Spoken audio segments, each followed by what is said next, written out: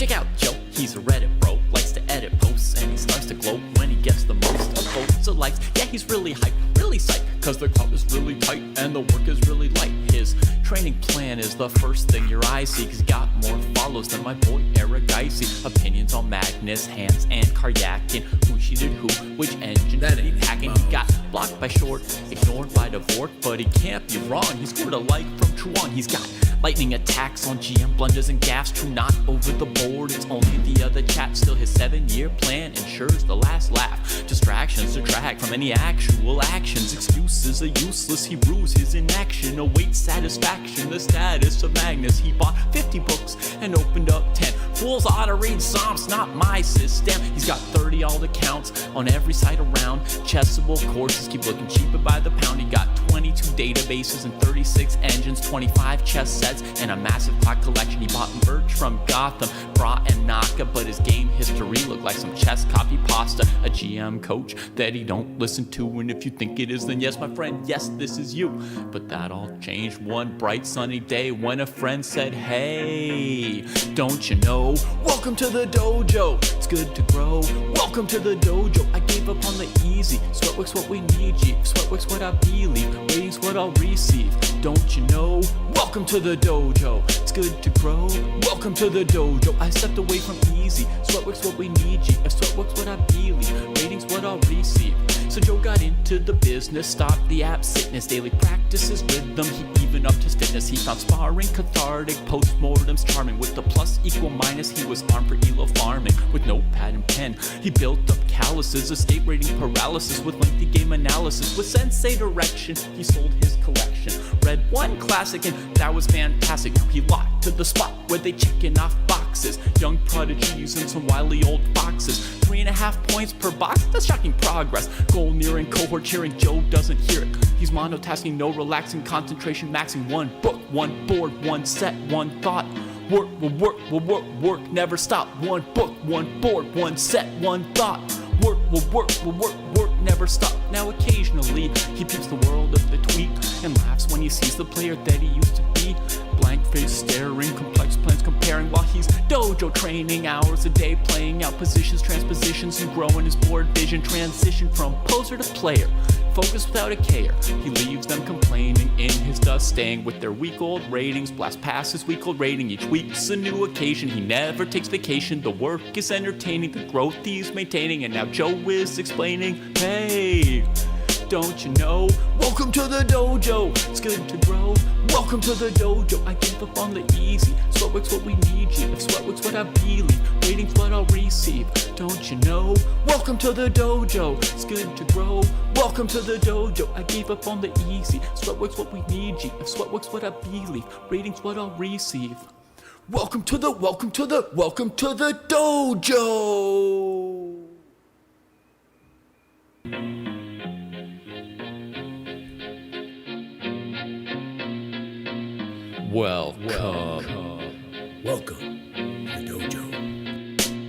Check out Joe, he's a Reddit bro, likes to edit posts, and he starts to gloat when he gets the most of votes or likes. Yeah, he's really hyped, really psyched, cause the club is really tight and the work is really light. His training plan is the first thing your eyes see, cause he got more follows than my boy Aragaisi. Opinions on Magnus, Hans, and Karyakin, who cheated who, which engine that he hacking. He got blocked by Short, ignored by Dvorak, but he can't be wrong, he scored a like from Truan. He's got lightning attacks on GM blunders and gaffes, true not over the board, it's only the other chat. Still his 7-year plan ensures the last laugh. Distractions detract from any actual actions. Excuses are useless, he rues his inaction. Awaits satisfaction, the status of Magnus. He bought 50 books and opened up 10. Fools ought to read Psalms, not my system. He's got 30 alt accounts on every site around. Chessable courses keep looking cheaper by the pound. He got 22 databases and 36 engines, 25 chess sets, and a massive clock collection. He bought merch from Gotham,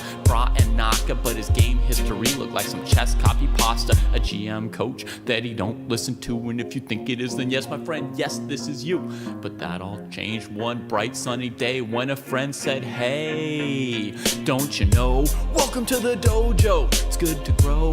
Welcome to the dojo. I gave up on the easy. Sweatwork's what we need, G. Sweatwork's what I believe. Waiting's what I'll receive. Don't you know? Welcome to the dojo. It's good to grow. Welcome to the dojo. I stepped away from easy. Sweatwork's what we need, G. If sweatwork's what I believe. Waiting's what I'll receive. So Joe got into the business, stopped the app sickness, daily practice his rhythm, he even upped his fitness. He found sparring cathartic, postmortems charming. With the plus equal minus, he was armed for elo farming. With notepad and pen, he built up calluses, escape rating paralysis. With lengthy game analysis, with sensei direction, he sold his collection.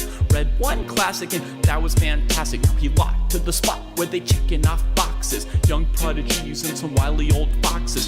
3.5 points per box, that's shocking progress. Goal nearing, cohort cheering, Joe doesn't hear it. He's monotasking, no relaxing, concentration maxing. One book, one board, one set, one thought. Work will work, will work, work, never stop. One book, one board, one set, one thought. Work will work, will work, work, never stop. Now occasionally, he peeps the world of the tweet and laughs when he sees the player that he used to be. Blank face staring, complex plans comparing while he's dojo training. Hours a day playing out positions, transpositions, and growing his board vision. Transition from poser to player, focus without a care. He leaves them complaining in his dust, staying with their week-old ratings. Blast past his week-old rating, each week's a new occasion. He never takes vacation, the work is entertaining, the growth he's maintaining. And now Joe is explaining, hey, don't you know? Welcome to the dojo, it's good to grow. Welcome to the dojo, I gave up on the easy. Sweatwork's what we need, G. If sweatwork's what I believe, waiting's what I'll receive. Don't you know? Welcome to the dojo, it's good to grow. Welcome to the dojo, I gave up on the easy. Sweatwork's what we need, G. If sweatwork's what I believe, waiting's what I'll receive. Welcome to the dojo! Welcome to the dojo.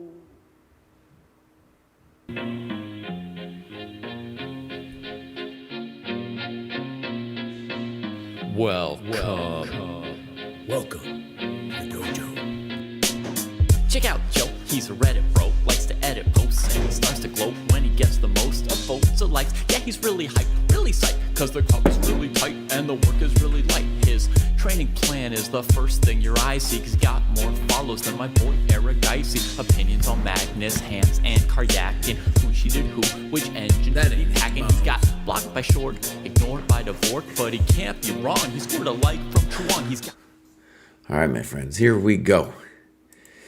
We are doing the grad show. And we do the graduates every Wednesday usually, but this week was a little messed up because Kostya and David wanted to do this thing called Arena Kings. And so that's the first Wednesday of the month. Maybe I'll do it too. In any case, that's why the schedule got mixed up. We got AFM Hughes here, Cross Online, and Filetica Fish. So it's going to be a good party, obviously. We did about a little more than half yesterday. And so today we're starting, I believe, with Websmith. We're starting at the 11 to 1200. So we have a good chunk. We have a good chunk to do here. Let's see what Websmith has to say. Although I didn't record all of my activities, I did follow many of the dojo suggestions. I played many classical games and I reviewed them myself and covered several with my coach. I also reviewed GM games, used faster games to work on openings and tactics. I also worked on a number of more complex positions to build calculation skills and better strategic understanding. I really like the dojo program, just found the constant recording a bit tedious. Hooked up with some people via Discord, but scheduling always seems to be tricky. That's a very honest sense of things there. I just moved houses, so I have missed recording stuff, my own study. I need to get back to it, but I think maybe by tomorrow morning I'll be ready to do that. And the Sweet Blues, yeah, they could have needed me. I don't understand it yet. I don't understand it yet, but right, maybe I'll do it next month. Okay. Websmith also maybe just stopped recording. He was like, I did all this here, and now I find it tedious. He's doing a lot of non-dojo work. I think he's working with a coach as well. In any case, the guy has gone up muchos points. So that part of it looks good. 50 plus, there we go. 50 plus is a huge club here. Huge. Also from Canada. Beautiful. And we got, well, this is not that recent, but I don't think I've covered, at least I don't remember Webb Smith from earlier. Have I looked at it? I haven't. And beautiful time graph from both players. Just to point it out, I think if you're watching this show just kind of casually, one of the things that you could just automatically see is as you go up the rating ladder, you will see more players playing OTB. You will see also much better time management, and they'll be playing longer time controls. So it's just a thing of like, oh, yeah, the higher rated players, they're thinking longer. They're using their time better. Okay, so here we go. Webb Smith is playing black. I'm going to put this on game review mode. I might have to switch it up. Let's see. Yeah, I have to switch it up. This just means that I don't know why, but in the software I use, I always have to manually put in the board windows. All right, here we go. So, fine, great, good. And this is a little weird. And he says incorrect theory is bishop. He means bishop d3. Yeah, so this move is weird. Fine. Good. And you know what? I feel like I remember seeing this in the pre-computer age, this variation to try to steal the pawn. It's very counterintuitive, though, because you're really going to be taking forever to do it. You're going to trade off black's bad bishop when you do it. And you're developing the rook. Now, this move I'm not sure about. This move feels like black is saying, hey, I really want to win the pawn back. When I'm not sure that's what we want. I think we want him to take on h5. So my intuition anyway would be c5, knight d7, knight d7, one of those moves. All right, now it's going to get hot. Now, you take this way, snip, snop, and now I'm scared. I am scared. Things have gone wrong, obviously. We've pinned ourselves. So yeah, this bishop e7 did not go well. We needed, at the bare minimum, to take on h5 and do your variation. And you say c5 here, though it makes a lot of sense just to take this thing here. I think you're worse, by the way. I think you're worse in this position. So bishop e7, I feel was wrong. Now you're probably lost. And you talk about bishop g5, good move. So what did he do? Notice, both players were obsessed with winning the pawns. They were obsessed with the pawns. But pawns aren't people, my friends. Pawns aren't people. Good move. And now he's just down in development. Now, one of the things to intuitively think about queen h8, here you play bishop f2 very quickly, is just a matter of tempo. So when you take on h8, he has to spend a tempo taking the bishop back. So yes, remember what I said about being obsessed with pawns? Here again, you're being obsessed with pawns. And one of the things to see, stockfish or not, is really he's gonna have to do this or this. Otherwise, he's just losing the piece. In which case, this is crushing. But even if that wasn't crushing, we'd still have knight f5, which is also just so powerful on queen takes. Okay, so look, you're obsessed with pawns. It's very important to understand. You're doing great, though. By the way, I didn't comment on knight a6, but here you should really consider c5 and knight c6. You could start with knight f5, but the knight belongs on c6. Because now your knight's just bad. I don't understand this. You're offering him to open up the rook. He says, okay, I'll waste the tempo closing my rook off. Why not c8? Now we're making some random moves here.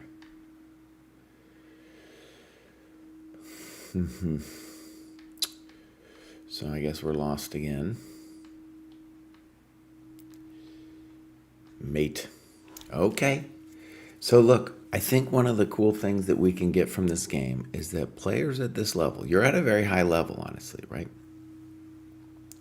But you're still, and by that I mean you're not hanging a lot of stuff. But what's happening is you're obsessed, both players were obsessed with pawns instead of being obsessed with strategic goals.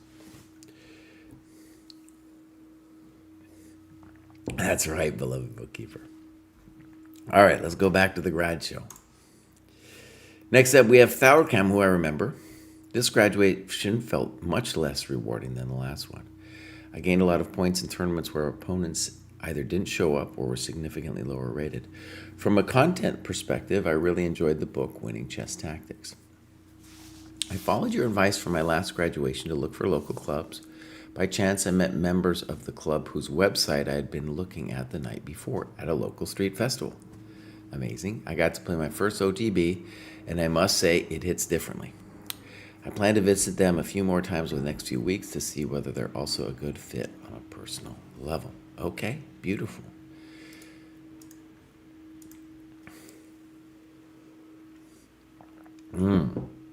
I'm also addicted to coffee. I am definitely addicted to coffee. I love coffee. Now, Thauerkamp, we should say you didn't quite make it. You know, you weren't quite there. But I get it. And we should be looking to get a OTB rating. I'm going to pop this out, though, because you have been slaying it. You've been slaying it. Look at that. That is incredible.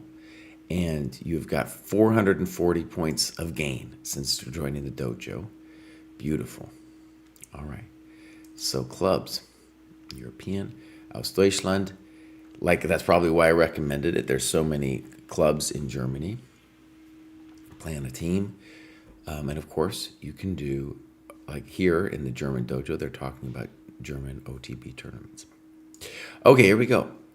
Boom. So, 922. Great. All right, so this is a Lee chess situation. Let's see if we got a clock. We very much have a clock here. And here Thauerkamp did better.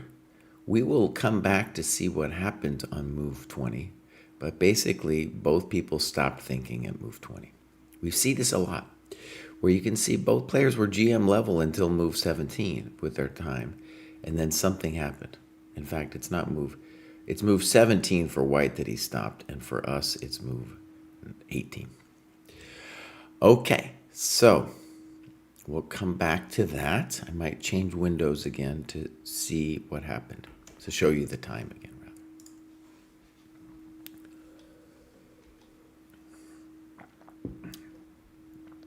C3, totally strange.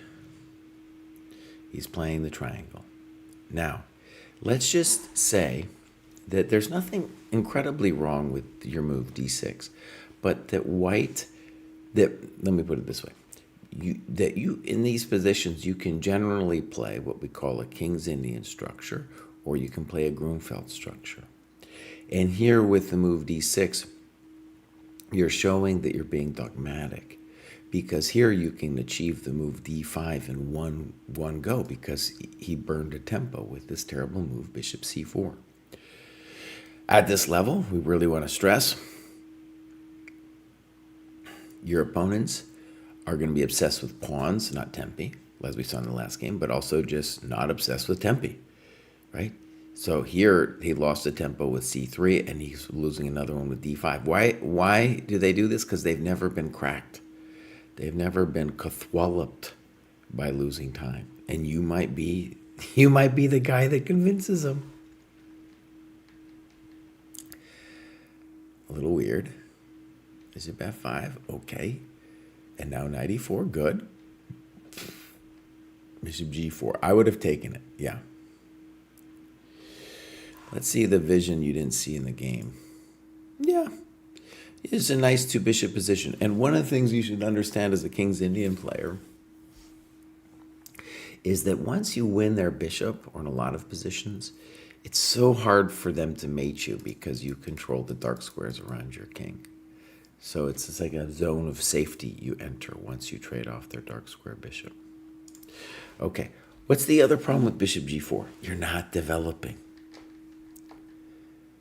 h3, terrible. So this person's just blowing it. Thank you very much. And you say clear advantage, but why isn't it just completely winning? It's completely winning. Thank you for finally taking that thing. Okay, good.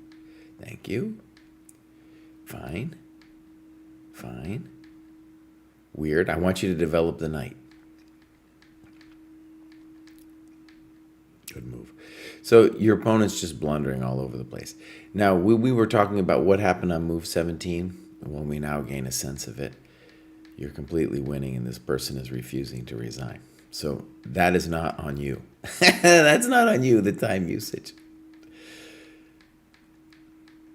Fine. Fine. This person needs to resign. Okay, we're going to stop there. So well done. Mark that as reviewed. And that's Thauerkam. Thauerkam is really crushing it in Germany somewhere. Maybe he'll tell us next time where in Germany.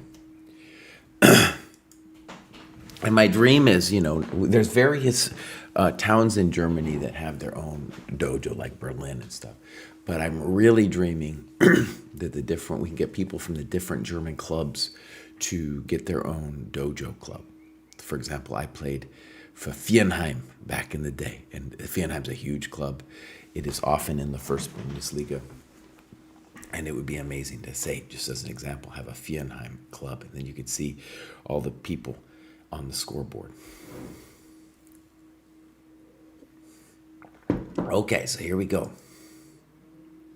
Next up, we have Goldsman. Goldsman says, happy to graduate.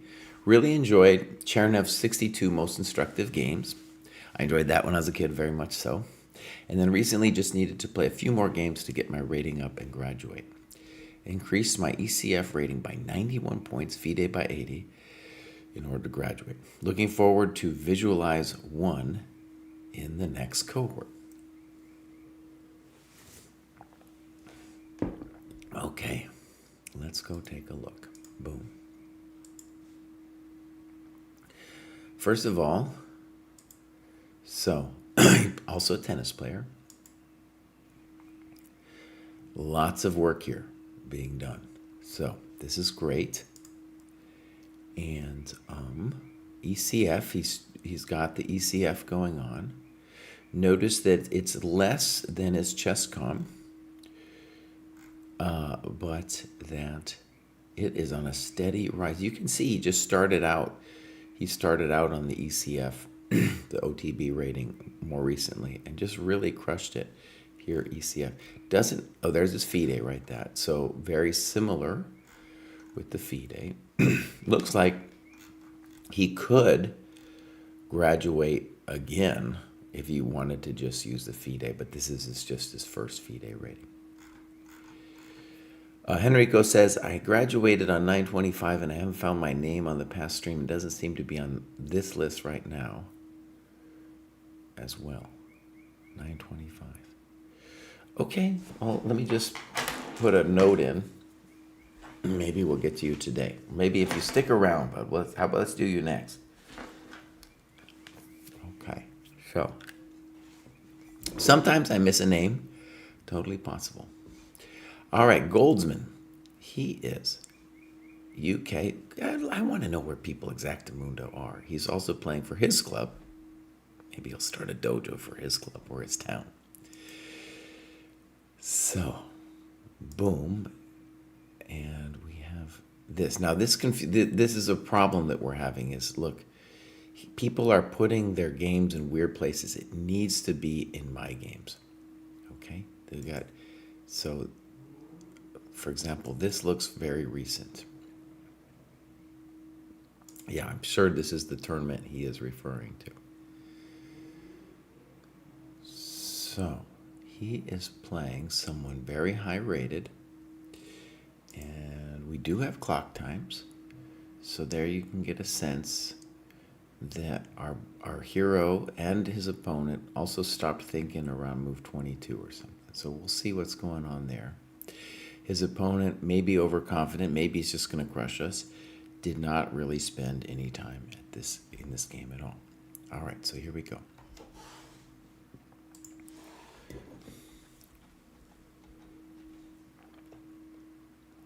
This is an ancient system that honestly I don't think is too good. Good move. Good move. Poor. Thank you. You're doing great. Okay. So maybe what we just want to say here is that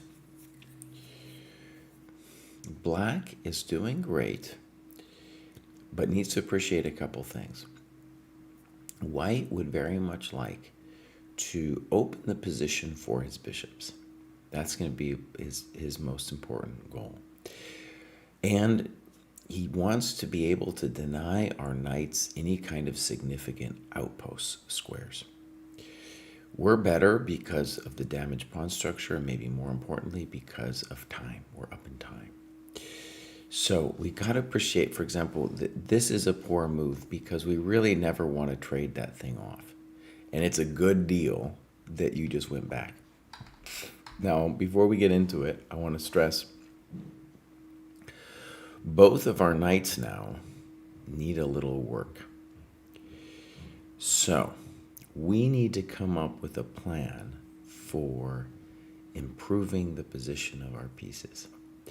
Just my first instinct would be knight d7, knight c5, and f5.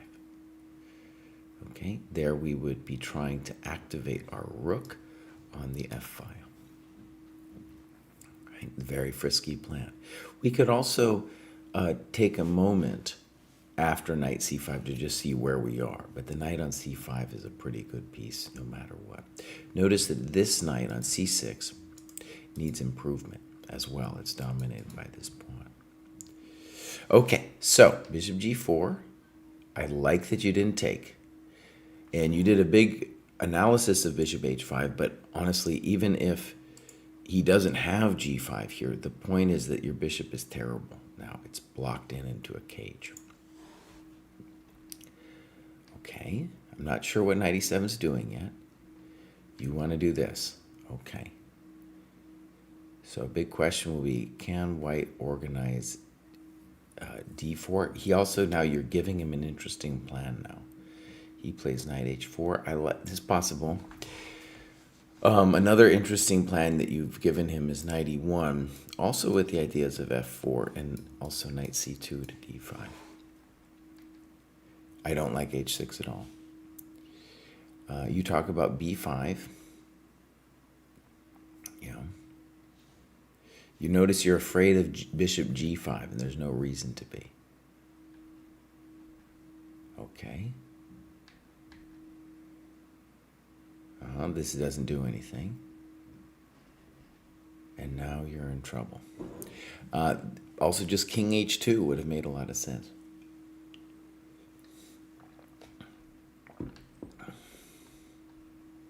Right, our pieces are nasty.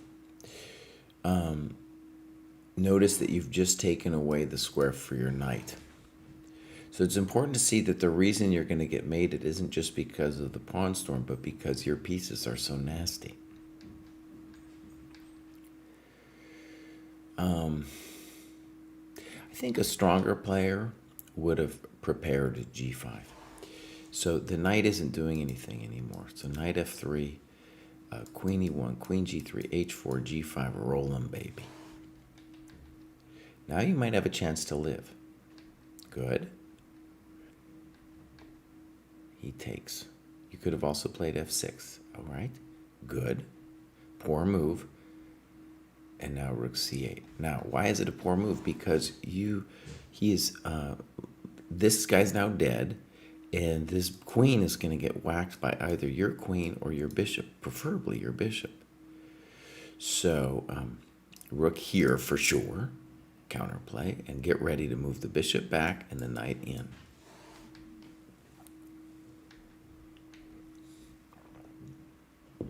All right, queen e8. If your rook were already here, we could play queen b7 followed by bishop e8. Oh, that's not good. Now you're just lost. Yep, now we're toast. And that's why the time wasn't that important. Okay, so you played a stronger opponent, and one of the things that we can say is that when you got to this position, it was a little bit unnatural for you, and you didn't have a sense of what you should be looking for. And you shouldn't feel bad about that. That's just a thing of getting used to positional chess. So, for example, you did this, and then you were like, well, I want to hit him like with little superficial threats and stuff. And you need to think long term, and you'd be like, what's the dynamics of the position? The dynamics are I'm up in time, and he's got weakened pawns, but he has the two bishops, and I have to fix my knights, right? So those are some of the dynamics you want to be thinking about once this position goes down. Okay, so let's do Enquirabito, Henrico, whose name is, I remember this person. So let's go search, and we're going to go Enquirabito. I'm in the wrong. I might need help. Let's go first of all, grad show. I think I spelled it wrong. There we go. I see what I did wrong. Okay. There he is, 1700.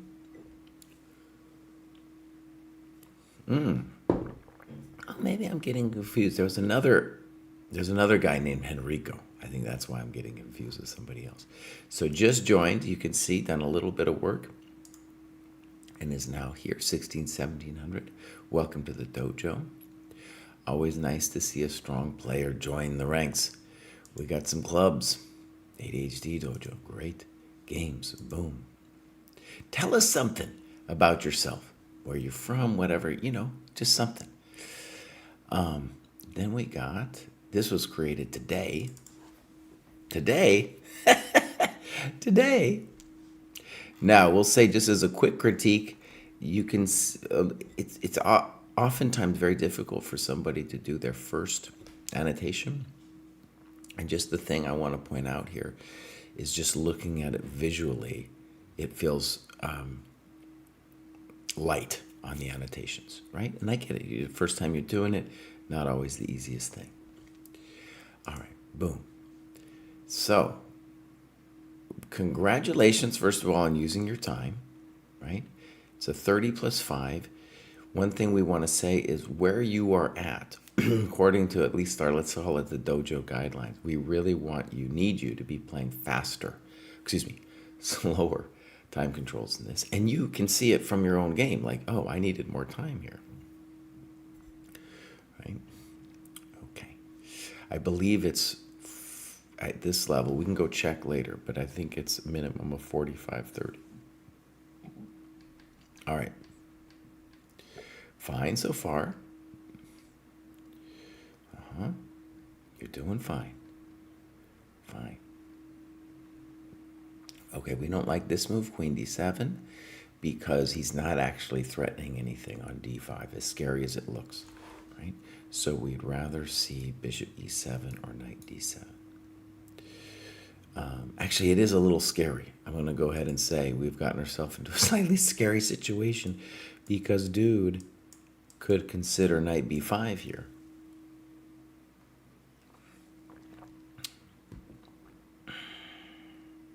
Now, that's a little scary. I'm going to admit it. Okay. So let me just say this is actually an interesting thing you found yourself caught in. Normally, at least from my little experience in the London, somebody's already played knight f3. But with this move order, they're able to get queen b3 out faster. So that's kind of cool, actually, from the white perspective. I don't feel like this is wrong. You could have played b6, but I don't feel it's wrong. Okay. And if you have to play queen d7, we got to say, oh, we're really in trouble. We're in big trouble.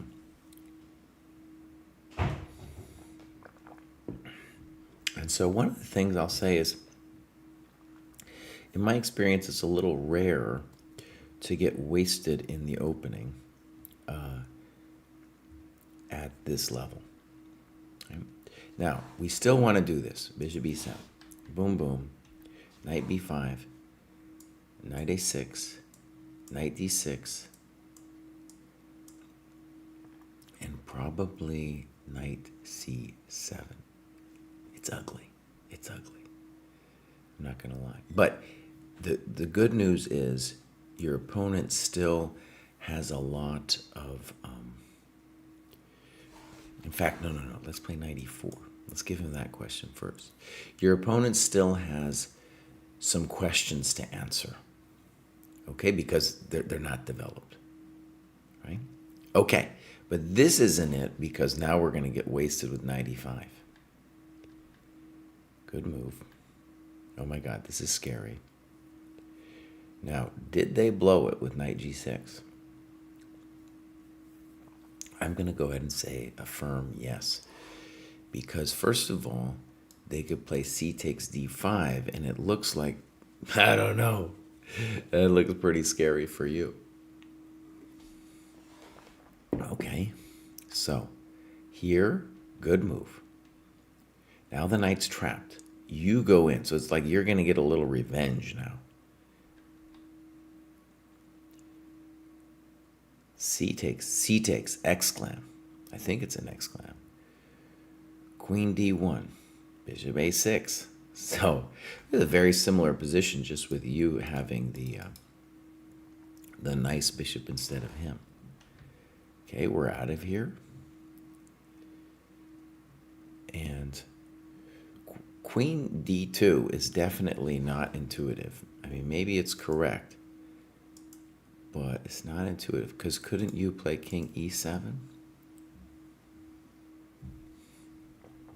I guess he still has queen b4. Okay, good variation. White's just barely hanging on here. Amazing. Okay, so that would have been a great find. Good move. Not sure about queen f3. I'm also, I guess we're going to have to do that. That's not it. And now you just whack it, buddy. You just whack it, really? Wow, this is exciting. Both players are in a little bit of time pressure here. One of the reasons we want you to play, this is a great opportunity for me to try to persuade you of something. One of the reasons we really want you to play longer time controls is this is a position where you're going to have to do some deep calculation, right? By the way, yeah, you're going to want to do some deep calculation here. This is hot. The other move you have, for instance, is bishop d6, intending king e7. But then I think his intention is, but on b4 you have here, hitting the rook, so he doesn't have time for b5. So I don't even know what a3 does. It looked poor to go out of this to do this. That just looked like a cheap threat. Okay. Amazing. Amazing. And now, check to the miserable king. I have a feeling he missed that. Notice that it might be stronger actually to play rook c8. Because I don't know what he does. Oh no, he's got queen a4. We cannot do that. Check. Good. Not sure about king b2. And now you have what should be a winning endgame. b6. This looks like a clear blunder. Okay. So, knight e4, good move. You need to take a moment here. You don't have much of a moment. You do have 4 minutes left, and you need to find this move, bishop b5, so that you can consolidate the position with bishop c6. Now you're in trouble again. Probably lost. Oh, and then he blunders rook h7. Oh, totally brutal. Totally brutal. Okay. Filet de Fish says, what rating do you recommend creatine in toxic masculinity? Is that me? Is that who I am, dude? I hope that's who I am. Okay. So, good first game. You can see we had a little bit more in there. You really survived a very good opening. I hadn't seen this trick before. It's a good trick. It's hard to deal with. In fact, I rarely use the engine, but I'm going to turn it on here just real quick to see if, I want to see if bishop f5 is actually then, therefore, a mistake in this move order. Let me just look. Maybe this is the move order I need to be playing myself, dude. So 5, c4, e6, queen b3. Oh, and the computer has this nasty knight c6 move here. That's a computery move. I don't even know if I believe in it. Yeah. Okay, good to know. All right, so we're going to go back. And we're going to look now at Checkmate Nate. That's a nice one, Checkmate Nate. And he says, I changed my preferred rating to USCF as I believe this will present a bigger challenge in getting my rating higher versus playing online rapid. My hope is that this will also motivate me to play even more OTB. I've been focusing mostly on tactics and games analysis up to this point, but now I plan to shift my attention to middle game and end game for a good stretch. I have nothing but good things to say about the program, thank you, and how much it's helped me improve. I particularly am a fan of the analysis board and all of its features, and I've enjoyed seeing the recent updates to the training program plan page. If possible, could you review my game with Nick Bartlone and my game against Michael Morning? These are two recent games I found very challenging and could use some feedback on. We'll definitely look at least one. Anthony Phillips, thank you. And also Sorgel. Sometimes, by the way, I don't always look at all the chats. You know, we're running both the YouTube and the Twitch chat. I don't always look because I'm consumed with these games that I'm looking at here. So here's Checkmate Nate, switched up, and you can see he has been going for it since April of this year. I like that he takes Sundays off, basically. You can see his pattern. He's taking Sundays pretty much off. Okay, so he made it to 1201 USCF, 29 years old. Great. He's got the chess bug. All right, that looks great. Do we have a Tennessee club? We do, 20 people. Nice. I've never played a tournament in Tennessee. That's a little, maybe small life goal I got going out there. And we have a couple games that he wanted to look at. One was named Bartlone, and one was named Morning. Let's just see what we got here. I'm not seeing either one right now. Bartlone and Morning. Anyone see this? I'm not finding it. Bartlone and Morning. You know, it's possible that he didn't hit publish. Sometimes people don't hit publish. Thank you, Henrico. I'm going to call you Henrico, even though it's Henrico. A little bit at a loss here. I guess I'm going to choose this one just because we don't have the games he's referring to. And I feel like maybe I'm missing it somehow. Is it maybe in this one? No. Okay, let's just look at this one then. I believe, by the way, a lot of players come to me and they'll be like, oh, I played this game, but it's not worth looking at. And in my experience, it almost just pretty much always is. Okay, so boom, let's go look at this one. You got to remember to hit the publish button. Sometimes people forget and then it's not in there. Here's the clock. Thank you for doing the clock. This is 90 plus 30. And, you know, Nathan's been with us for a while, and you can really see the difference in OTB. Look at this, 90 plus 30, and he's doing it right. He's doing it right over here. Yeah. All right, so we've got game review. And now this is Nate here. Checkmate, Nate. All right, fine. Frisky. Boom, boom, boom, boom, boom. Interesting, I like it. And now Queen E7.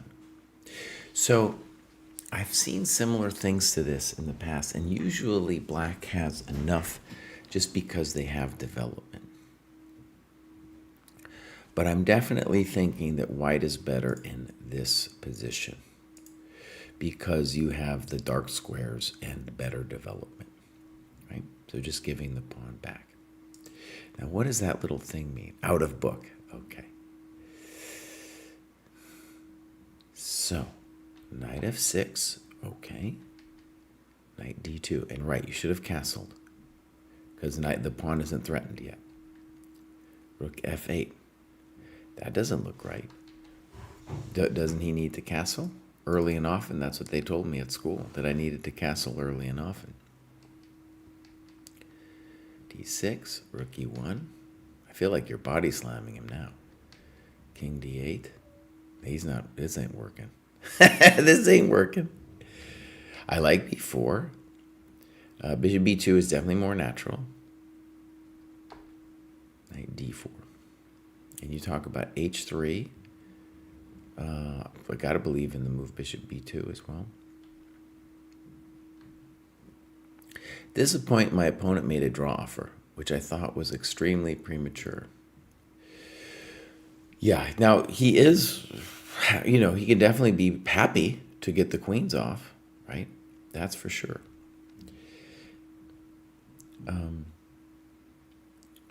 And Stockfish apparently talks about queen e5.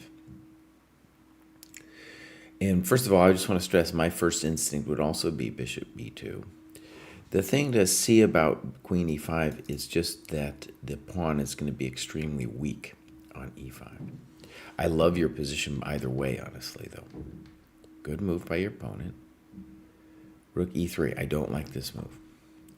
So what you need to understand is that you have a bishops of opposite color situation on your hands. And you are going to want at some point to play f3. And that you can still attack the king. So I think I would want probably knight c4 followed by f3, then put the rook on one of these squares and play for the initiative. This isn't it, though. You want to play f3. You want to put your pawns on light squares because your bishop is on dark squares. Okay. Okay. I don't like that move. I don't like that move. It's a loss of time. Now, this is controversial because now you're all in. You're all in on pushing f5. All right, he does this. Controversial because maybe the knight isn't getting out. Good move. And now what's interesting is if you're allowed to play g4, then I feel like he's done. Okay, good. And now he plays knight g7.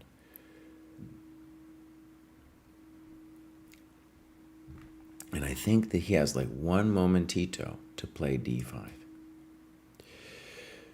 And the point is that he needs to get this pawn off of this square before you achieve g4, f5. He misses it though. Good move. And now you body slammed him with f5. So your plan worked amazing. Okay. Now, there's an interesting argument for ef. The reason we didn't do it, or he didn't do it, presumably, is because of bishop d5. So strategically, we'd like to play ef. The problem now is his bishop is really out to lunch. You said, I'm not even going to take your thing.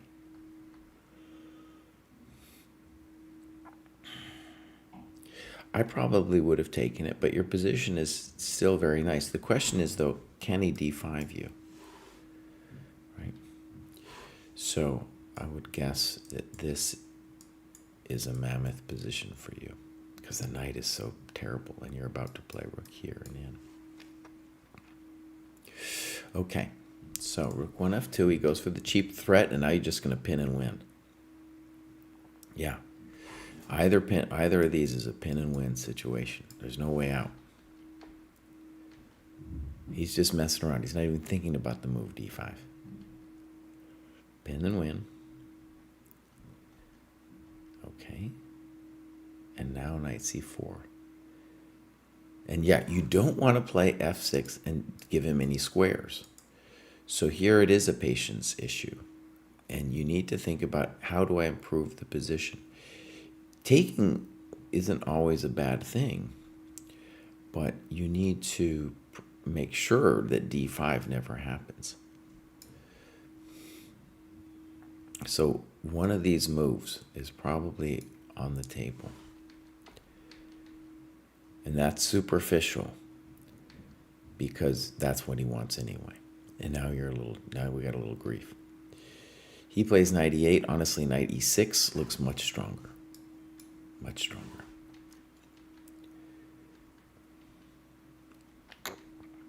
I don't understand. What is he doing with his rooks? Now he has to be thinking about, how does he get the knight here? So he offered a draw here. Okay. You offered a draw, and this guy was so scared. Now, if he had thought about it more, maybe he would figure out. I mean, he has put himself actually in a weird spot here. He really has.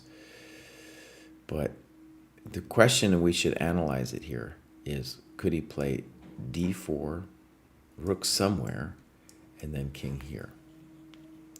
I don't know if he can, because he boneheaded himself with this kind of stuff. And so e6 is going to hurt. But it doesn't hurt yet because of this. So if it doesn't hurt yet, and we have to do something like this, then he's clearly better or winning after knight c7 because he gets the knight here. But notice, this was dumb to put the rook here. In fact, maybe I'm wrong because he was so boneheaded to put the rook here. Back, and then we push. Oh, Lordy.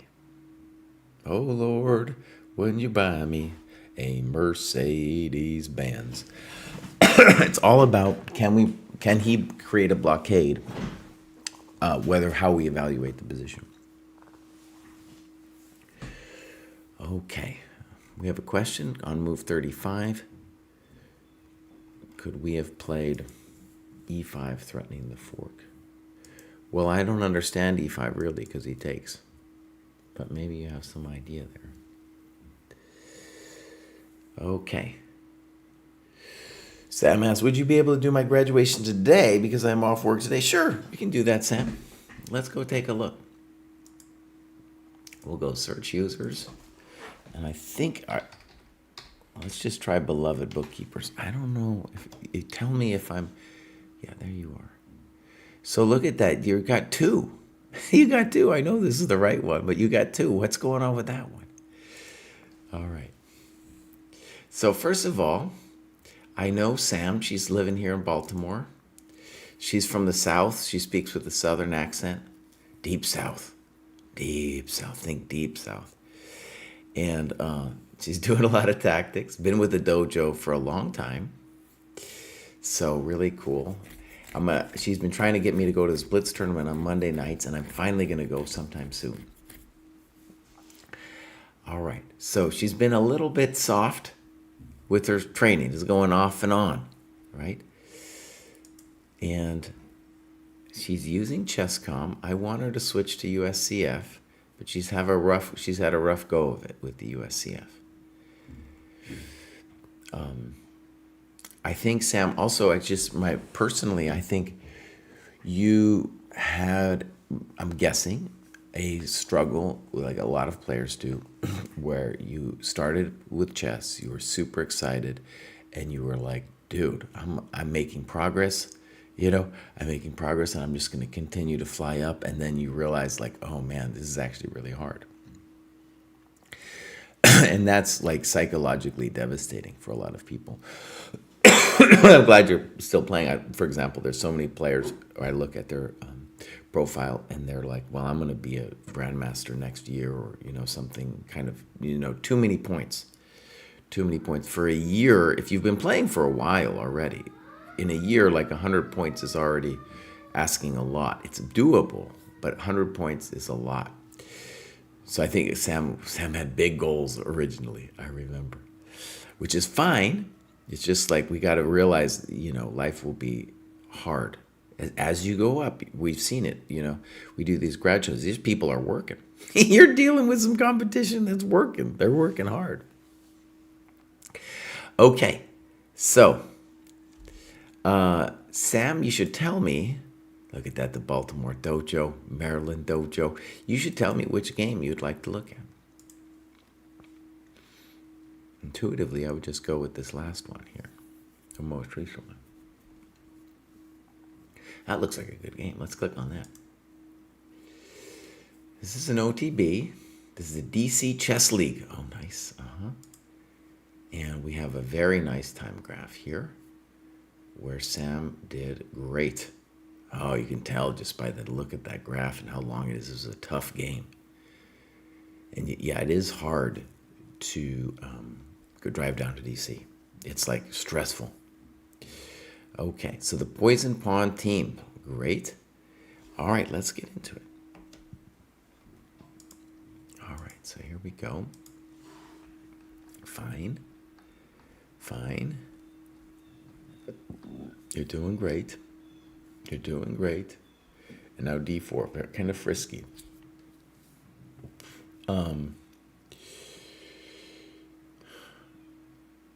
It's a little bit, you've played a great move order, and it's putting a real question to the queen on C2.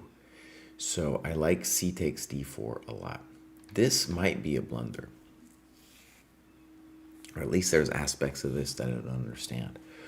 Like, shouldn't they play D takes C5 now? And if bishop C5, then take, exposing you to this kind of drama. Definitely not correct, losing a full tempo.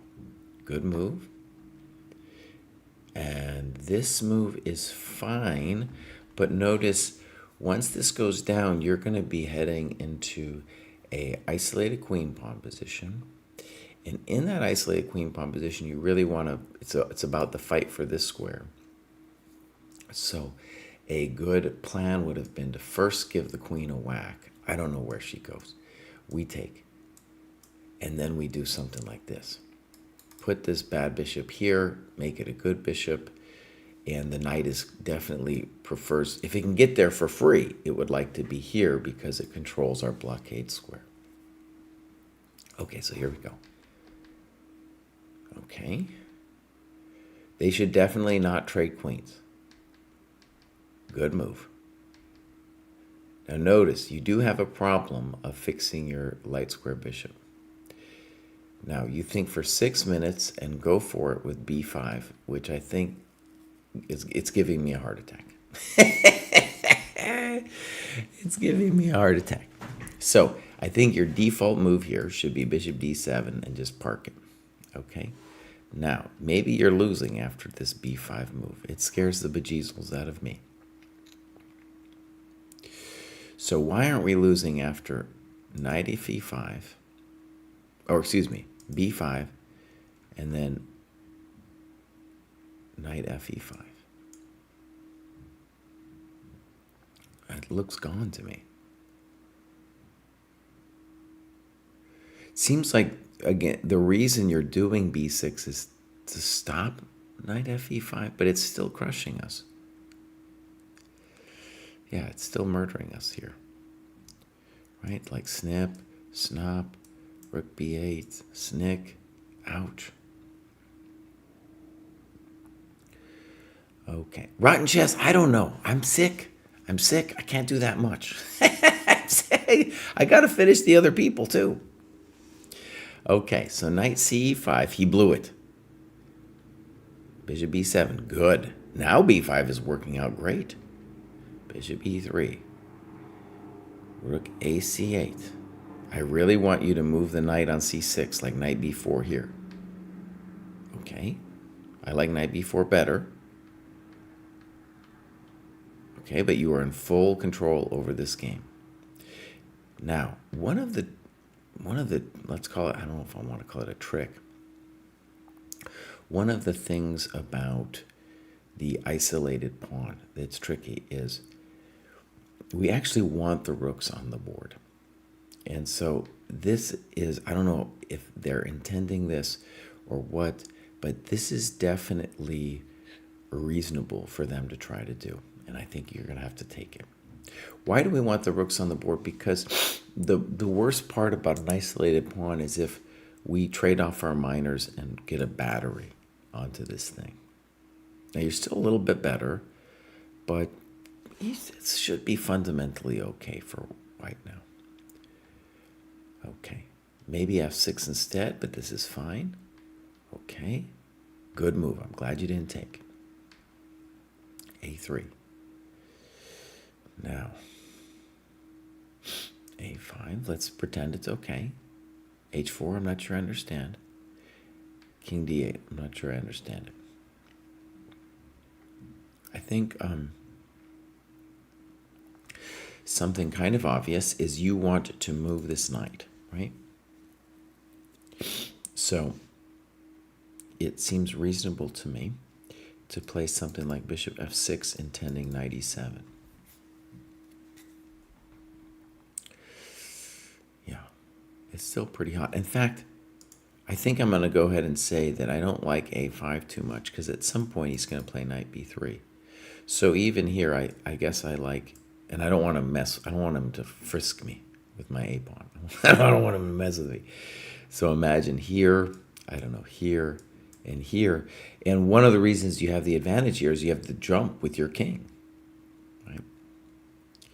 And then this guy's, you know, it's a little bit of a problem. All right. b4, by the way, I don't know what, yeah, doesn't make any sense. So that was not, I didn't want to see that. Check to the miserable king.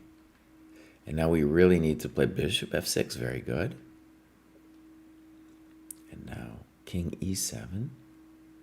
Again, knight e7 looks good.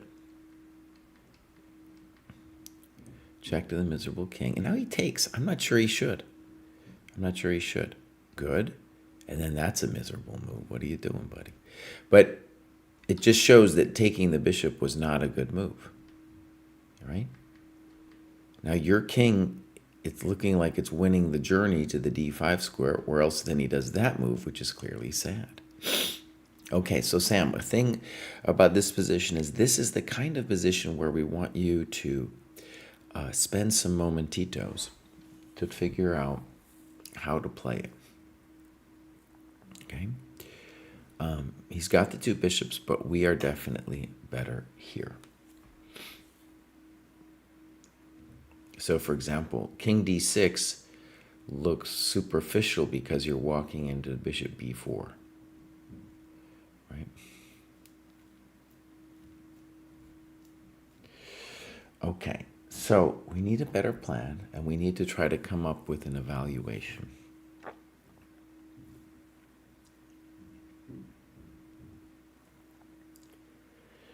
my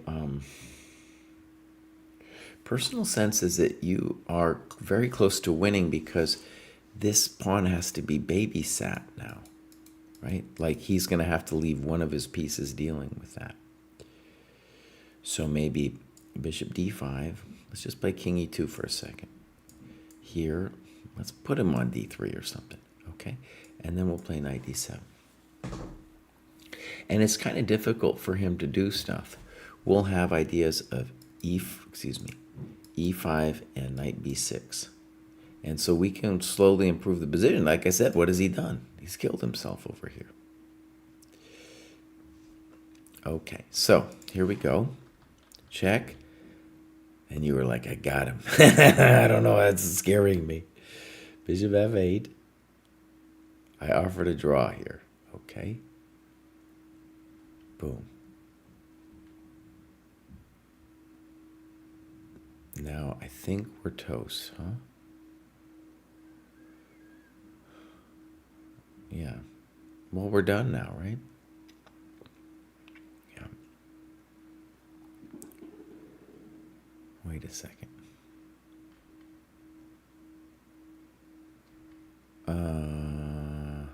You made a mistake here, Sam. You took the pawn on d4 because you were pissed. You were just so angry at life. But I don't think your opponent did this correctamundo because you had king c4. And you're not toast at all. In fact, I think you're winning. Yeah, I think you're winning this position, Sam. Right? The knight's going to come out and be immense, and your king is already immense. So it's like so let's just say you had the instinct to put your king on d5. And it is, let's just point it out, it's insane. It's insane to put your king there. But maybe this is totally fine for you to do this. Okay?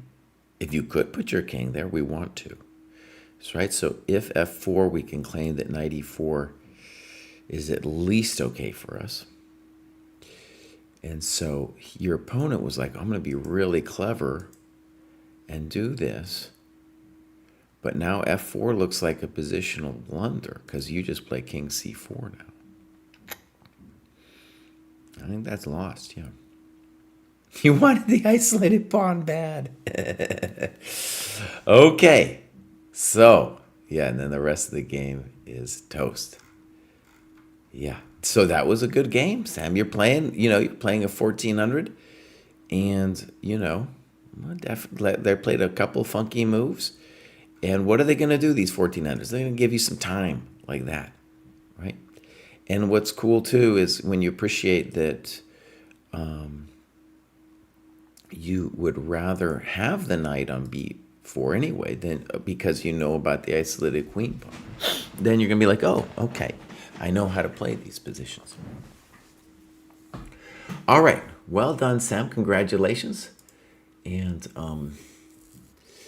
really cool that you are making progress. We want to see more over here with the heat maps, and we don't want to have this summer of Southern comfort going on over here, Sam. Come on now.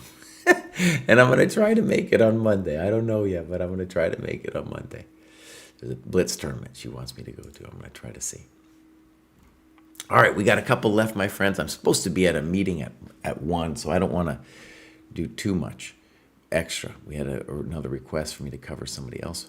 But anyways, here we go. Marcelo says, I studied for a whole month, abstaining from playing games. I focused on tactics, board visualization by following David's and Kostia's videos and repeating in my head every single game to memorize from each cohort by heart every day. Subsequently, I started reading Logical Chess move by move, and even though it wasn't the one recommended for my level, it was extremely useful. After that 1 month period, I played diligently for some weeks.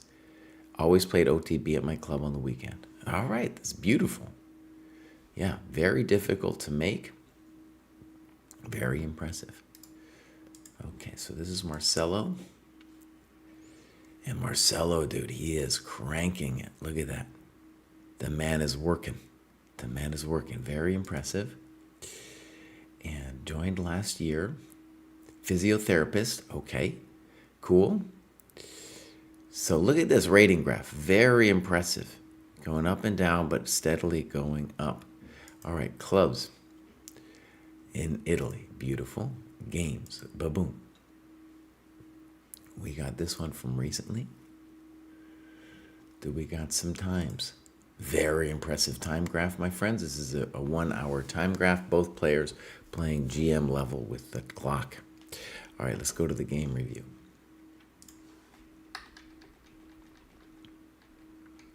This is an old-fashioned line, and it's not dumb. Just to fix the bishop. Okay. Poor. Knight h3. Well, I don't know what else he's supposed to do. I guess knight f7 is a thought, and it would be very scary. By the way, the knight on g5 is just kind of like a tourist, you know?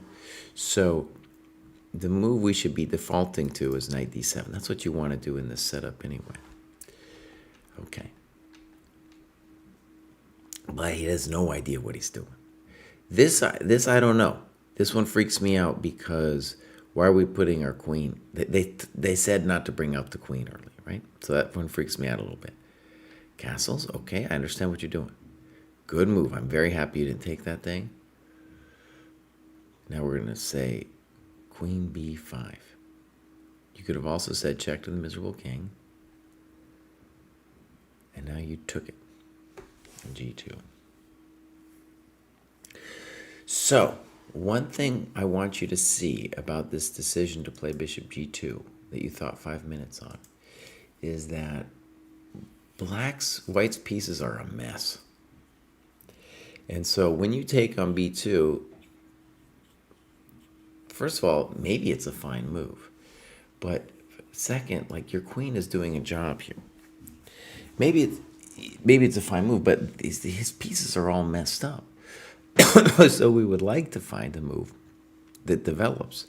This one's, of course, the first option to consider because it's opening up our rook. But you got other ones too. Any developing move, honestly, is going to be hard for him to meet. Okay, so pop, fixing his knight, honestly. Pop. And now he gets to castle. So notice he is, I think you're still better, but he has significantly improved his piece coordination. We say, okay. We say, okay. You're still doing fine. It's scary, though. Not sure I understand bishop f4. Okay. Good move. And then that's just terrible. He should not be exchanging queens. Now you're winning. Good move. Computer talks about knight de5. Your move is fine. Good move. Rook b1, no one knows what it's about. Good move. Good. Good. Good. How could it be wrong? Good move. Cheap threats. You're doing great. Simple chess. Good move. Good move. I don't get it, but at this point, what is the guy going to do? What do I want you to do, by the way? I want you to bring your king in, okay?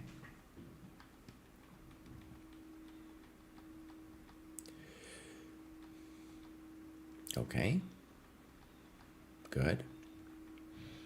Good. Oh, you're killing him. Great. Oh, I didn't like a3. Don't give him the spot, you know.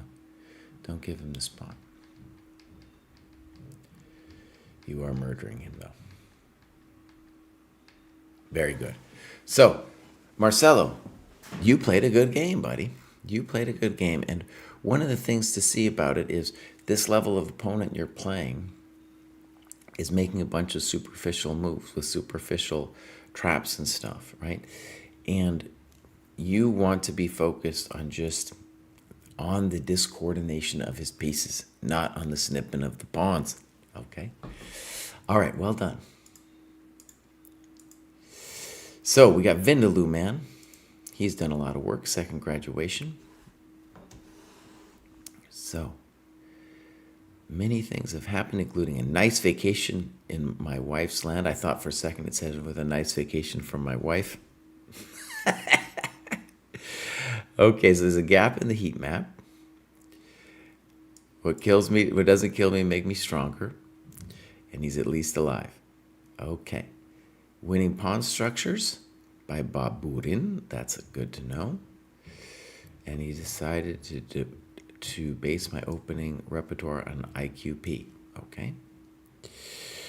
So when he gets to be 2,000, he's going to worry about more theoretical lines. Great. This is Vindaloo Man. I remember him.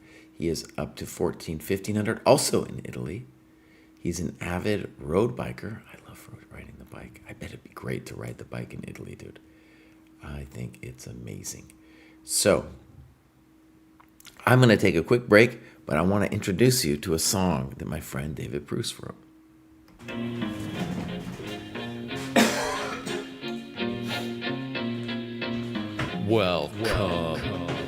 Welcome to the dojo. Check out Joe, he's a Reddit bro, likes to edit posts, and he starts to gloat when he gets the most of votes or likes. Yeah, he's really hype, really psyched, cause the crowd is really tight and the work is really light. His training plan is the first thing your eyes see, cause got more follows than my boy Eric Dicey. Opinions on Magnus, Hans, and Karyakin, who cheated who, which engine did he hacking. He got blocked by Short, ignored by Dvorak, but he can't be wrong, he scored a like from Truan. He's got lightning attacks on GM blunders and gaffes, true not over the board, it's only the other chat. Still his 7-year plan ensures the last laugh. Distractions detract from any actual actions. Excuses are useless, he rues his inaction. Awaits satisfaction, the status of Magnus. He bought 50 books and opened up 10. Fools ought to read Psalms, not my system. He's got 30 all accounts on every site around. Chessable courses keep looking cheaper by the pound. He got 22 databases and 36 engines, 25 chess sets, and a massive clock collection. He bought merch from Gotham, Bra and Naka, but his game history looked like some chess copy pasta. A GM coach that he don't listen to, and if you think it is, then yes, my friend, yes, this is you. But that all changed one bright sunny day when a friend said, hey, don't you know, welcome to the dojo, it's good to grow. Welcome to the dojo, I gave up on the easy. Sweatwork's what we need, G. Sweatwork's what I believe, ratings what I'll receive. Don't you know, welcome to the dojo, it's good to grow. Welcome to the dojo, I stepped away from easy. Sweatwork's what we need, G. If sweatwork's what I believe, ratings what I'll receive. So Joe got into the business, stopped the app sickness, daily practices rhythm, he even upped his fitness. He found sparring cathartic, postmortems charming. With the plus equal minus, he was armed for elo farming. With notepad and pen, he built up calluses, escape rating paralysis with lengthy game analysis. With sensei direction, he sold his collection. Read one classic and that was fantastic. Now he locked to the spot where they checking off boxes. Young prodigies and some wily old foxes. 3.5 points per box, that's shocking progress. Goal nearing, cohort cheering, Joe doesn't hear it. He's monotasking, no relaxing, concentration maxing. One book, one board, one set, one thought. Work will work, will work, work, never stop. One book, one board, one set, one thought. Work will work, will work, work, never stop. Now occasionally, he peeps the world of the tweet and laughs when he sees the player that he used to be. Blank face staring, complex plans comparing while he's dojo training. Hours a day playing out positions, transpositions, and growing his board vision. Transition from poser to player, focus without a care. He leaves them complaining in his dust, staying with their week-old ratings. Blast past his week-old rating, each week's a new occasion. He never takes vacation, the work is entertaining, the growth he's maintaining. And now Joe is explaining, hey, don't you know? All right, my friends, I am back. Oh, delicious. Oh. So, this is Vindaloo Man. I bet he's in the... Oh, he's not in the Italy club. Okay. Games. Vindaloo Man, by the way, doing some great work. You can see mostly tactics here, but definitely graduating. All right. Booms. And now, very recent game with CS.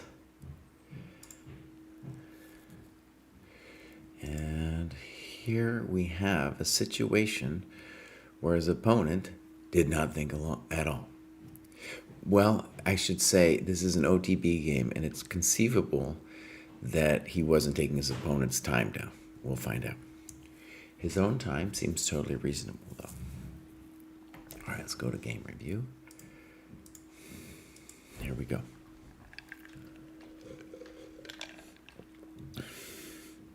Okay. So I believe this is the IQP repertoire. Okay. And he talks about bishop e7.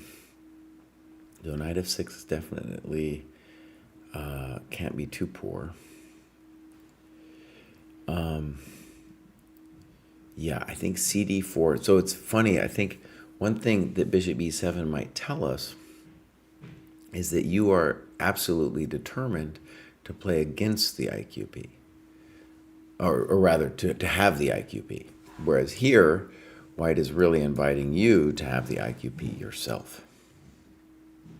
Excuse me, to be playing against the IQP. A little long of a day. That isn't good. Now your bishop is amazing. That isn't good. And now you took on d4. I would be interested in castles here. That's poor. You should definitely play knight takes. Okay, now your position is amazing. You have two bishops and the hanging pawns. One thing we should say is, if you're going to be an IQP player, that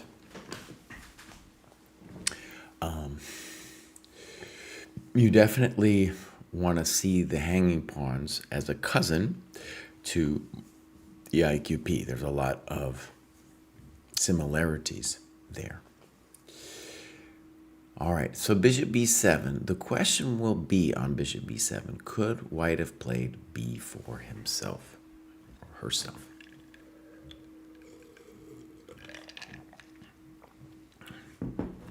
Okay, to me it's a tactical question. If you could play bishop b7 and he doesn't get to body slam you on this square, then I think it's a good idea. So, if c5, I think we should consider it. And knight b5, we don't, well, there's a lot of tactical questions here too. But the simple move is just a6 and say, get out of here, buddy. I'm done with you. Get out, get out. So c5 looks correct. All right, could he play b4? That's a question to analyze. Could he play b4 now? He's not interested. You must play c5 now. It is muy importante for us to play c5. Okay, so very important to understand about the isolated queen pawn and the hanging pawns. It is all about the blockade. If white had played knight a4, I think you have some real questions to answer. Now, does queen a5 save you? Maybe. No, I don't think so. No, it doesn't. What am I saying? He's playing knight c5 no matter what. Once he plays knight c5, it's crispy critters for us positionally. This bishop is dead. Okay, you need to play c5 here. Very important. He's being passive. Good. Now king f8. We definitely want g6. Yeah. g6. Good. Poor move. Knight h4. Where's the knight going? Nowhere. d4. In principle, the absolutely right idea. We're going to get a passer, and we're going to get these guys going. Now,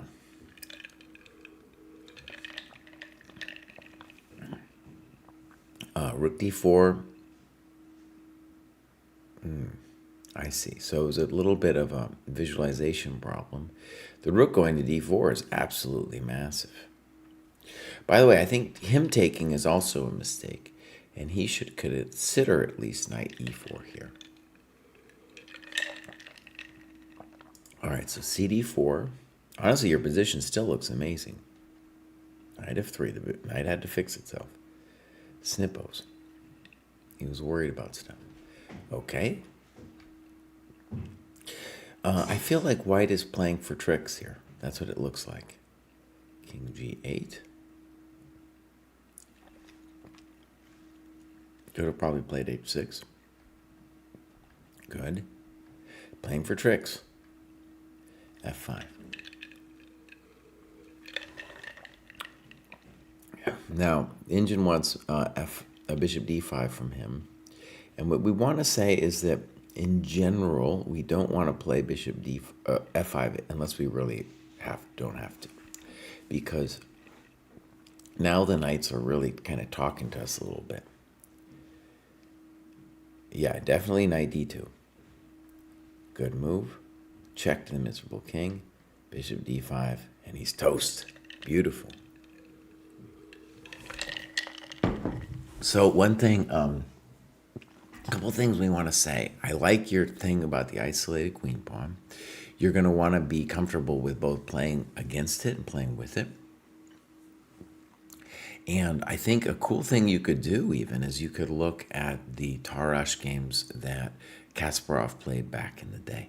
Very instructive for how to play those kinds of positions. And also just as a story that I think is good to think about is that his coaches, back in the day, Kasparov's coaches, were like, dude, you're playing Karpov and we want you to play the Tarrasch.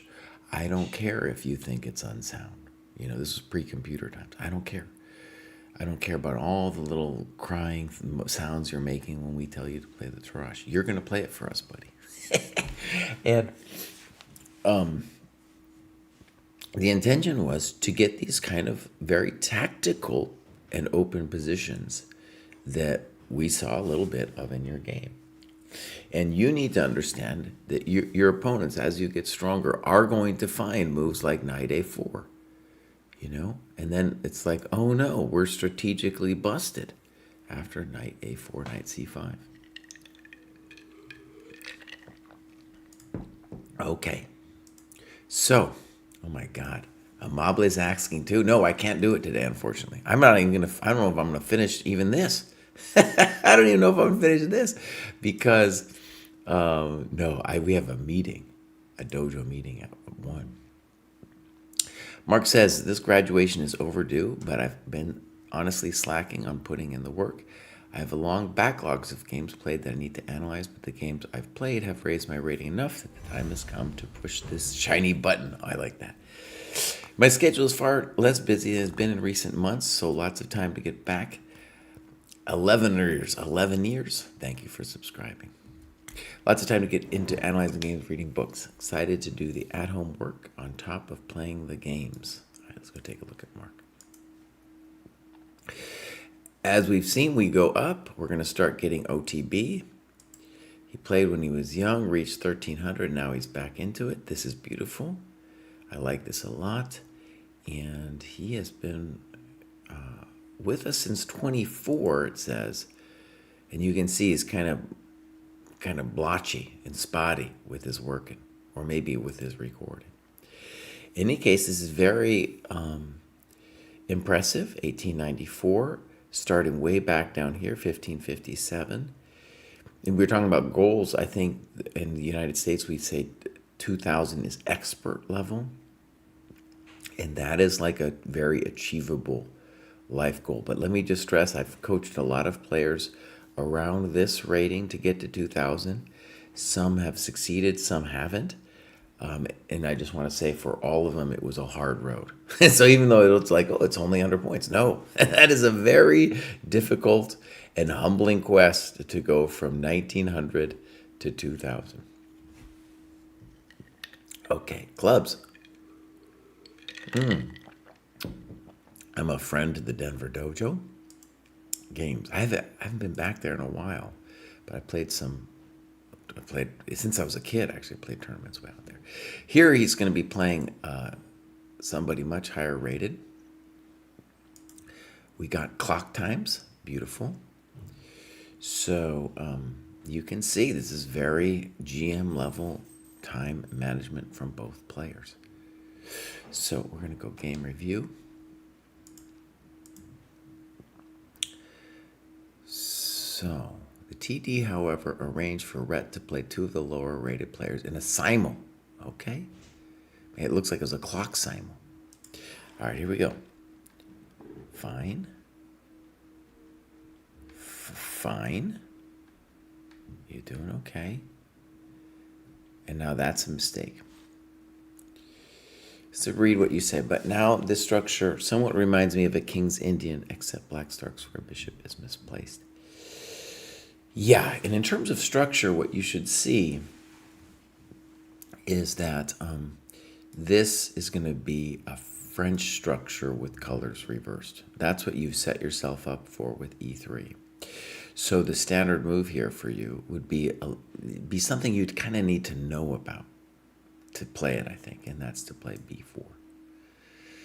And the point is simply when he does this to you, that you are set for queenside expansion. Your pawns are pointing this way, his are coming this way. Before you get mated, we want to punch him in the nose on the queen side. This, however, isn't just a loss of time, it's freeing this knight. So he carves the square for his knight. He takes it. And now plays queen c7. I don't know about queen c7. I'm not sure about that move. Fine. g6. Okay, g6 is interesting. h3. In general, I think you want to be doing things like knight d2. I don't want to take this bishop on. I don't want to do that. That's your good bishop. h3, and now he smacks you with this. And apparently, I'm going to guess he was setting you up for that with this move g6. That's a dirty trick. That's a dirty trick. So, did he trick himself? I don't know. He does find this move now. Very impressive play. Rhett's playing a good game. You're seeing what it's like to play a higher rated player, but you're still not toast. Now you play bishop d3. Okay. And now cd5. So bishop h6 is a mistake. But the interesting thing is, for all of Brett's fanciness here, has he actually let himself down? He's been a very fancy boy. But has he tricked himself now? I just want to go back a second. So it looked great what he did. I thought it was very impressive. Right, and so bishop f5 is a mistake. It looks very natural. But what does he need to do? He needs to play knight f6. Yeah. And then claim that he's at least okay in this position. And one of the main reasons he can claim that, I think, is that this knight isn't great. Yeah, but it's still very hot. Still very hot. Okay, so mistake. And then you trusted him on bishop h6. And now you're a little bit in trouble, but he goes full Monty here. Knight f2. What is he doing? What is he doing? What are you doing, buddy? Okay. Good. Good. All right. Boom. All right. Well done. Now you might be on top of the world. This is superficial. So notice that he's trying to knock you out, and he does have a lot of interesting ideas, but a move like rook e3 is just clearly missing the point, because yes, you want to play queen d5. Now, one thing I can tell you in this position is that your strategic goal should be to trade the rooks, okay? Just to leave, like, this guy's a blind man on the light squares, but he's got help with this thing. So a really standard plan here would be b3, just so there's no drama, king h1, and then get ready to do that. There's not much he can do about it, honestly, either. This seems superficial, what you're doing. That doesn't look right for him. He's opening himself up. All right, can we get rook d1, d7? Okay, good. Good. Check to the miserable king. Good. Oh, well done. So, Mark, I realize it was a simul and stuff, but, you withstood this storm of this guy doing his thing here. And he played some, let's call it GM style stuff on you that really started from this positional mistake here, d5. Now, one of the things that's interesting actually about a mistake like this is the computer, a lot of times it likes space so much that it doesn't even think that you've committed the worst sin. But anyways, it's definitely a mistake because you're giving the knight some squares. All right. Yellow says, I've never really tried doping for chess before, but currently considering caffeine. I love caffeine. This is a little bit of, let's call it iced coffee. All right, so I need to write my people and say, so, streaming, but ready for meeting whenever you guys are. So, who knows? I think some people are even going to be out to lunch for our little meeting. All right, Mark, fantastic. You faced down Rhett, the evil Rhett from Denver. Next up, we got Paul. Paul doesn't tell us anything. USCF 1928. Dude could graduate again if he wanted to. Joined last year, but only started logging stuff recently. Okay, so we might not have anything from Paul. Let's just see here. No. So Paul, welcome back to the dojo, and I'm hoping to see some games of yours, and like you could graduate again at 1930. Very happy to have some stronger players in here at the dojo. Next up is Marcel.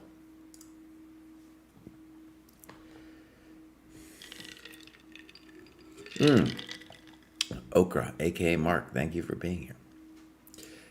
This is Marcel, and he also might not have much going on. He is an 1819. And one thing I'll just say, Marcel, right away is, at this level of chess.com, you're going to be playing so many cheaters that it's going to be very discouraging. So I encourage you strongly to, maybe you're playing, let's say dojo tournaments or something where you're not going to be facing the cheaters, but just it will be very discouraging for you, the level of cheating that you'll face once you pass 2,000. Okay, so let's take a look. Clubs, nothing. Games, maybe nothing also from Marcel. Marcelo, welcome to the dojo. We hope to see more from you in the future. Now we got Marketeer. As an adult improver, it was good enough to get back to the board with the program as a guide. With the wealth of information around, it was hard for me to navigate through the riches until I joined the program. Oh, thank you very much, Marketeer. Let's just note that we think of all graduations as being equal, but Marketeer has now crossed into 2,000. So in the United States, we call that expert territory. It's a very difficult goal to achieve. He did 124 points of work, so a very difficult and earned graduation. Thank you, Eric. Let's go check out Marketeer here. All right, first goal is to be candidate master. Now, I just want to admit something. Back in the day, we didn't have candidate master, so I don't even know what it is. I don't know what the requirements are. I know it's a FIDE thing, and they adopted it from the Russians. The Soviets had a thing called candidate master. What do you need to be a FIDE candidate master? FIDE of 2200, and you don't need any norms. Okay, so that's like basically a master, the same thing as a USCF master. So I'm glad I did it. I'm glad I asked. Like I said, that's kind of a thing we didn't have when I was a kid. So 2,000, that's a big goal. That's a hard 200 points there. And you can see Marketeer, he's joined the dojo and he is crushing it over here. All right, had a nice jump from 1985 to 2029. We're going to look at the clubs over here. All right, the dads and moms. We got some games. Nothing. Oh. Something I have had a sense of is that stronger players often don't go over their games. It's too hard. It's too painful. Me and Bruce kind of disagree on the motivations for that and why that's actually the case. But I've done the graduation show long enough to know that the higher rated players often don't have it. And also personal experience.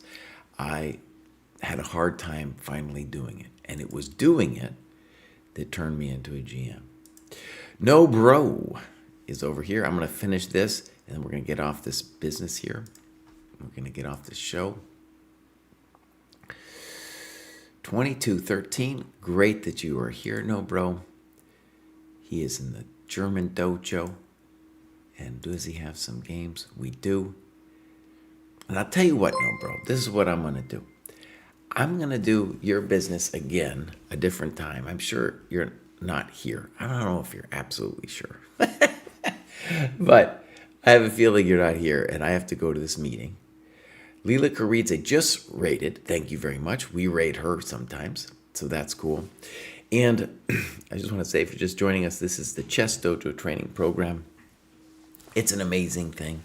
We got so many cool things going on, and you can see here's No Bro's training plan here. Oh man, this is a good looking site.